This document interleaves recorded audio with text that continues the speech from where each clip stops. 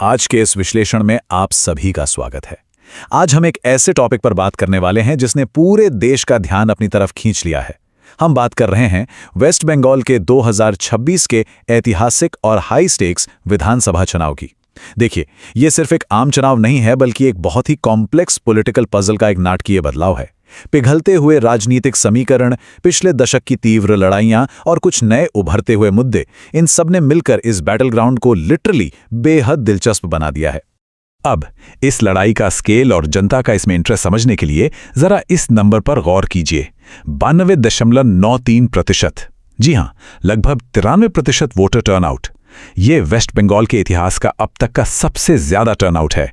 इसने 2011 के पिछले रिकॉर्ड को भी पीछे छोड़ दिया। ये स्टैगरिंग डेटा साफ दिखाता है कि जनता इस चुनाव में कितनी डीपली इन्वेस्टेड थी, और ये आगे आने वाले नाटकीय आंकड़ों के लिए एक परफेक्ट बेस सेट करता है।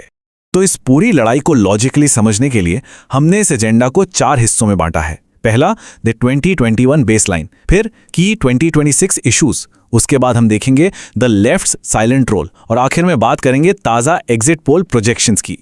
चलिए शुरुआत करते हैं हमारे पहले सेक्शन से, the 2021 baseline, the legacy of violence and defection. तो अगर हम थोड़ा पीछे जाएं, दिसंबर 2020 में अमित शाह की मिदनापुर रैली हुई थी, जिसमें सुवेंदु अधिकारी जैसे बड़े नेताओं का तृणमूल कांग्रेस छोड़कर बीजेपी में आना एक मैसिव टर्निंग पॉइंट था। फिर आती है मई 2021। इलेक्शन के नतीजे आए, टीएमसी तीसरी बार पावर में आई, लेकिन राज्य के कई हिस्सों में हिंसा भड़क उठी, और देखते ही देखते जनवरी 2022 आते आते पोस्ट पोल मर्डर्स और असॉल्ट्स के इन मामलों की जांच आखिरकार सीबीआई और एसआईटी को सौंप दी गई। दोनों ही पार्टियों ने एक दूसरे पर अपने वर्कर्स पर हमला करने के बहुत गंभीर आरोप लगाए थे। उस दौरान ग्राउंड पर स्थिति कितनी तनावपूर्ण थी, इसका अंदाजा आप इस कोट से लगा सकते हैं। असम के नेता हिमंता बिस्वा शर्मा ने इस हिंसा को लिटरली अगली डांस ऑफ डेमोक्रेसी कहा था। उनका दावा था कि सैकड़ों पार्टी वर्कर्स डर के मारे बॉर्डर पार करके असम में शरण लेने पर मजबूर हुए थे। वहीं दूसरी तरफ टीएमसी ने इन आरोपों को पूरी तरह से नकारा और अपने वर्कर्स पर हुए हमलों के खिलाफ आवाज उठाई। देखिए, हम यहां किसी एक पक्ष का समर्थन नहीं कर रहे हैं, बल्कि ये क्लियरली दिखा रहे हैं कि दोनों पार्टियों के बीच दूरियां और गुस्सा कितने एक्सट्रीम लेवल पर था। यहां एक बड़ा ही अजीब और स्ट्राइकिंग किस्सा सामने आता है। कुछ पार्टी वर्कर्स जो इलेक्शन से पहले बीजेपी में गए थे, जब उन्होंने वापस टीएमसी में आने का फैसला किया, तो उन्हें एक टीएमसी एमएलए द्वारा बाकायदा गंगाजल छिड़ककर प्यूरिफाई यानी शुद्ध किया गया। ये घटना बहुत ही डीपली बताती है कि ग्राउंड लेवल पर आइडियोलॉजी और लॉयल्टी की लकीरें कितनी गहरी और भावनात्मक हो चुकी थीं। और इस फियर्स राइवलरी का डायरेक्ट असर आंकड़ों में भी साफ झलकता है। एक तरफ जहां टीएमसी लगातार पावर में बनी रही, वहीं बीजेपी का आकर्षण और ग्रोथ मैसिवली शूट अप हुआ। जरा सोचिए, 2016 में असेंबली में सिर्फ 3 सीट्स जीतने वाली बीजेपी ने 2021 में 77 सीट्स पर कब्जा कर लिया। ये इतनी तेजी से हुई ग्रोथ थी जिसने क्लियर कर दिया था कि 2026 का मुकाबला एक सीधी और आमने सामने की कड़ी टक्कर होने वाला है।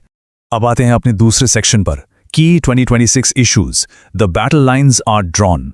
इन 2026 के मुद्दों में जो सबसे बड़ा नंबर गूंजा वो था 9 मिलियन। जी हां, 90 लाख।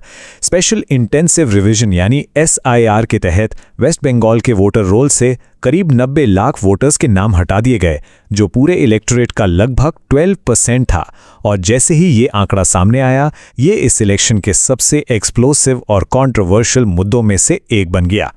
इन 90 लाख वोटर्स का हिसाब अगर देखें, तो इनमें से लगभग 60 लाख को या तो मृत या अनुपस्थित मार्क किया गया, जबकि 27 लाख के केसेस ट्राइब्यूनल्स में पेंडिंग पड़े थे। सबसे ध्यान देने वाली बात यह थी कि इसका सबसे ज्यादा असर मुस्लिम और दलित हिंदू मतवा कम्युनिटीज पर पड़ा।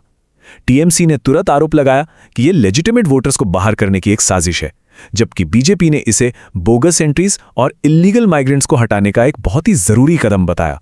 यह मुद्दा तो चुनाव के आखिरी दिनों तक अदालतों में भी गूंजता रहा। और इसी पोलराइजिंग माहौल के बीच दोनों पार्टियों के कोर प्लेटफॉर्म्स एकदम ऑपोजिट पोल्स पर थे। टीएमसी ने पूरी तरह से अपनी वेलफेयर स्कीम्स, बंगाली आइडेंटिटी और स्टेट ऑटोनॉमी पर अपना कैंपेन फोकस रखा। दूसरी तरफ बीजेपी का प्लेटफॉर्म 15 साल की anti incumbency, national security, border fencing और स्कूल रिक्रूटमेंट जैसे करप्शन स्कैम्स के आरोपों पर टिका था। दोनों की नैरेटिव्स में एकदम क्लियर और आमने सामने वाली आइडियोलॉजिकल लाइंस ड्रॉ हो चुकी थीं। अब टीएमसी के इस नैरेटिव का एक बहुत बड़ा हिस्सा इस एक शब्द पर टिका था, बंगाली अस्मिता। ये बंगाल के भाषाई और सांस्कृतिक गर्व का एक प्रतीक है। टीएमसी ने खुद को इस बंगाली अस्मिता का अकेला रक्षक बताया और बीजेपी के CAA यानी सिटीजनशिप अमेंडमेंट एक्ट और नेशनल नैरेटिव्स को एक बाहरी या आउटसाइडर का टैग देकर काउंटर करने की कोशिश की। आइडेंटिटी पॉलिटिक्स का ये बड़ा खेल हर रैली और हर भाषण का अहम हिस्सा बन गया था। चलिए अब बढ़ते हैं तीसरे हिस्से की तरफ, the left silent role, the ghost in the machine. ये आंकड़े राजनीति के एक बहुत ही इंटरेस्टिंग शिफ्ट की कहानी बयान करते हैं।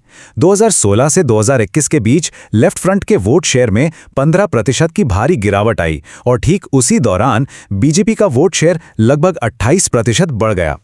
डेटा एक्सपर्ट्स इस बात पर बिल्कुल सहमत हैं कि ये एसेंशियली एक डायरेक्ट ट्रांसफर ऑफ पावर था, जहां लेफ्ट का ट्रेडिशनल बेस खिसककर बीजेपी की झोली में चला गया था। और उस शिफ्ट के पीछे एक बड़ा ही दिलचस्प फैक्टर था, जिसे ग्राउंड पर इस फ्रेज से डिस्क्राइब किया जाता है, Ram on the lips, balm in the heart, यानी होठों पर राम और दिल में लेफ्ट। ऐसा माना जाता है कि ग्रास रूट्स पर लेफ्ट फोकस और सपोर्टर्स ने डोमिनेंट टीएमसी से बचाव और प्रोटेक्शन के लिए स्ट्रेटेजिकली बीजेपी का सहारा लिया था। आइडियोलॉजिकली वो आरएसएस या बीजेपी से जुड़े नहीं थे, लेकिन उस ग्राउंड रियलिटी ने उन्हें एक टैक्टिकल अलायंस बनाने पर मजबूर कर दिया था। लेकिन अगर हम 2026 के नजरिए से देखें तो लेफ्ट ने शांत बैठने के बजाय एक नई राह चुनी। उन्होंने मीनाक्षी मुखर्जी जैसे नए और यूथ नेताओं के नेतृत्व में एक एग्रेसिवली नया मेकओवर किया। नबाना अभियान जैसे बड़े और यूथ लेड स्ट्रीट प्रोटेस्ट्स किए। इस लेफ्ट रिसर्जेंस का सबसे बड़ा खतरा बीजेपी के लिए था, क्योंकि अगर लेफ्ट फिर से मजबूत दिखा तो उसके वो बोरोड वोट्स वापस जा सकते हैं, जो डायरेक्ट बीजेपी को नुकसान पहुंचाएगा और टीएमसी और बीजेपी की इस डायरेक्ट फाइट को पूरी तरह से डिस्टर्ब कर देगा। अब इस नंबर को समझना क्यों जरूरी है। 37 ये वो सीट्स हैं जो 2021 के चुनाव में 5% से भी कम मार्जिन से जीती या हारी गई थी, और कई जगहों पर तो लेफ्ट कांग्रेस अलायंस को इन मार्जिन से कहीं ज्यादा वोट्स मिले थे। इसका सिंपल सा मतलब ये है कि अगर 2026 में लेफ्ट के वोटर्स में थोड़ा सा भी शिफ्ट आता है तो वो इन 37 सीट्स का नतीजा पूरी तरह से पलट सकता है। ये साफ दिखाता है कि मार्जिन्स कितने स्लिम हैं और यहां लेफ्ट का अस्तित्व कितना क्रूशियल रोल प्ले करता है। आते हैं हमारे चौथे और आखिरी हिस्से पर, exit poll projections, the shocking forecast. Today's Chanakya के एग्जिट पोल ने सबको हैरान करते हुए एक बेहद मैसिव शिफ्ट प्रोजेक्ट किया है। उन्होंने बीजेपी को 192 सीट्स का अनुमान दिया है, जिसमें 11 सीट्स का प्लस माइनस मार्जिन है। वहीं टीएमसी और उसके एलाइज को सिर्फ 100 सीट्स पर सिमटने का फोरकास्ट दिया गया है।